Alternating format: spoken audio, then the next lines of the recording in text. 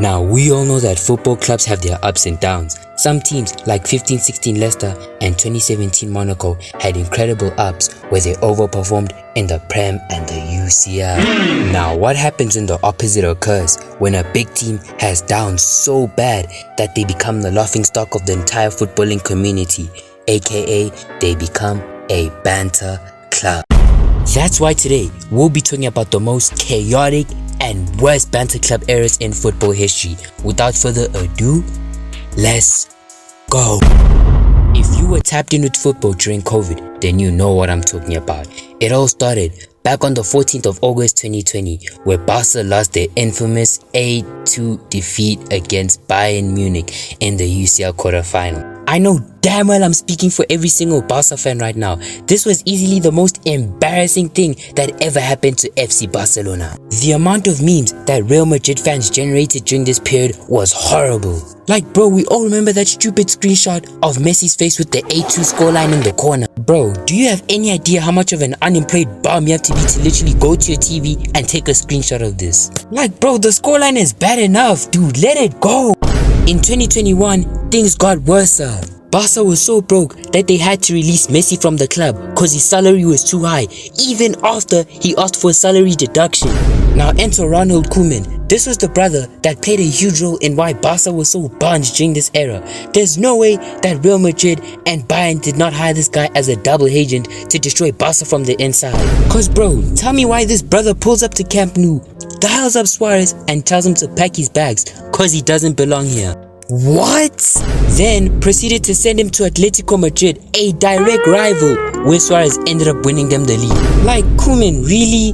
Really bro? Does your brain work in slow motion? You just had to send him to a direct rival. You couldn't sell him to Dortmund or something. Koeman's time at Barca from 2020 to 2021 was a straight horror show. 67 games, 39 won, 12 drawn and 16 lost were his managerial stats there. Bro, do not let the La Liga table fool you. These men were trash. Fast forward to 2022 and this was the first time in 20 years that Barcelona did not have their greatest player of all time with them. Messi's absence left a huge hole in leadership, creativity and goals for the team. This was where dark times became darker for FC Barcelona. Ansu Fati and Dembele were always injured. Memphis Depay was inconsistent and buns. The attack was so dead that Piqué had to play at striker. Yes bro, as a number 9. The injuries were so bad at some point that Xavi literally just had to throw up makeshift 11s on the pitch. What even is this lineup? Serginho Dest at right wing, is up there at left wing. Huh? This team was so dizzy that a washed Aubameyang and a random striker from the Eredivisie basically ended up becoming borderline club legends because they were the only ones during this period that were scoring goals.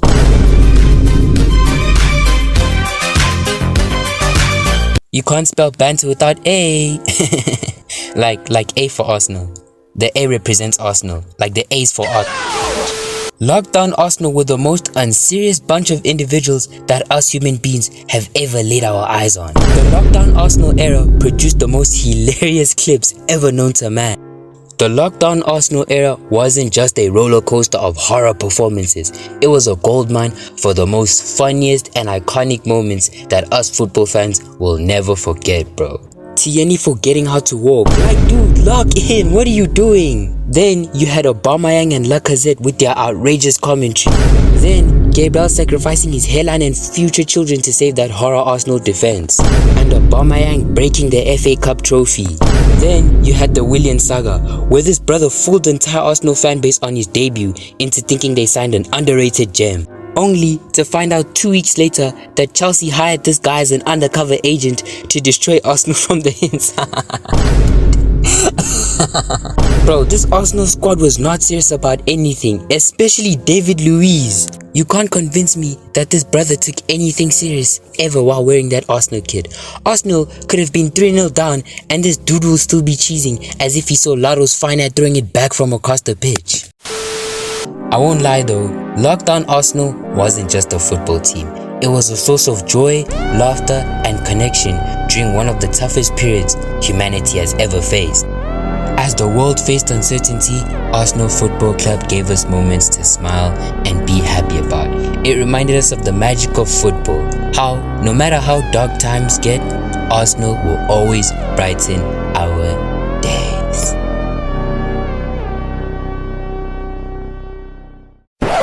Yeah, that entire inspirational segment I just said about Arsenal right now, yeah, I just asked an AI to write me something, bro. I do not care about Arsenal like that.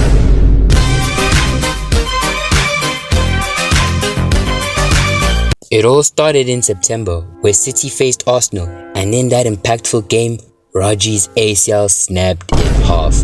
And from that moment on, City never looked the same. Without Rodri, who's obviously the heartbeat of Guardiola's City, the system was exposed.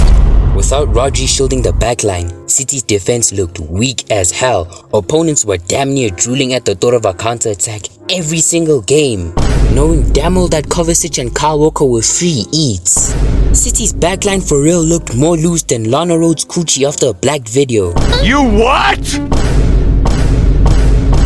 Wait, why did I say that? Why did I say that? Ugh, I'm so sorry. Man, Kyle Walker has easily been City's worst player this season. Real ones know that this brother has always been an average defender. Only thing special about him was his speed, and now that's gone. It's been gone since 2023. I don't know how Pep is still allowing this brother to play for 90 minutes. Now that I think of it, Walker has to be giving Pep that Ash Cash special. Both hands with extra twist, lots of velocity and extra slop. Hog tur. Is this nigga serious? Yo, guys, I'm so sorry. I don't know what's going on with me today. Guys, my head, like, what is wrong with me?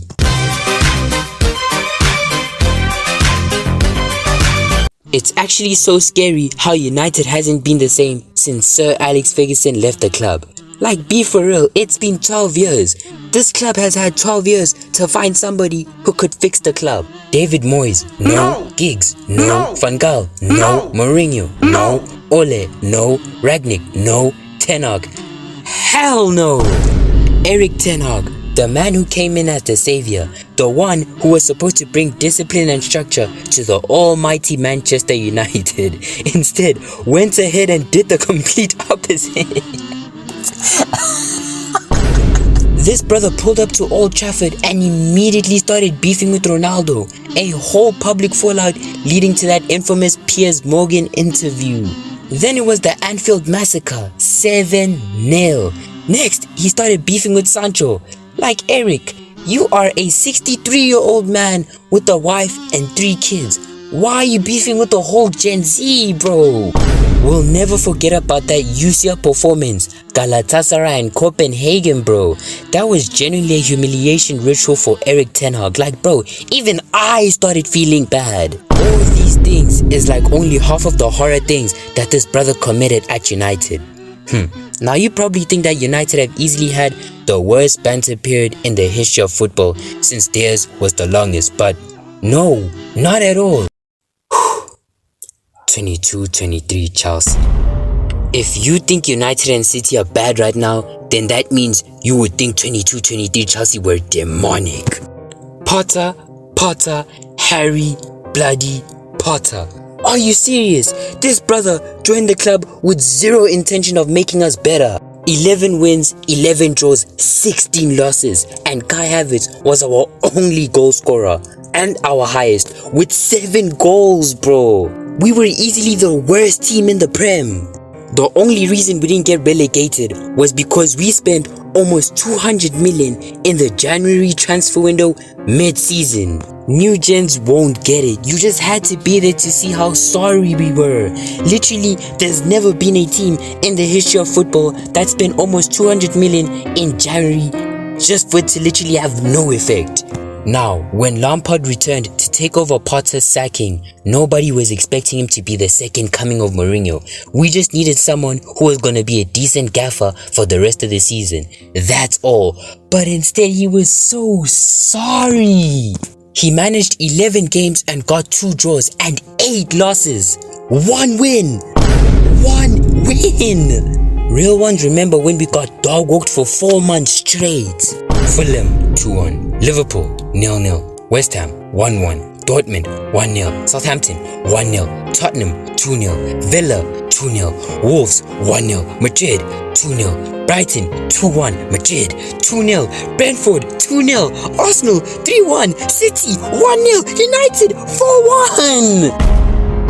Like, bro, what did we actually do to deserve this? Like, forgive us, please.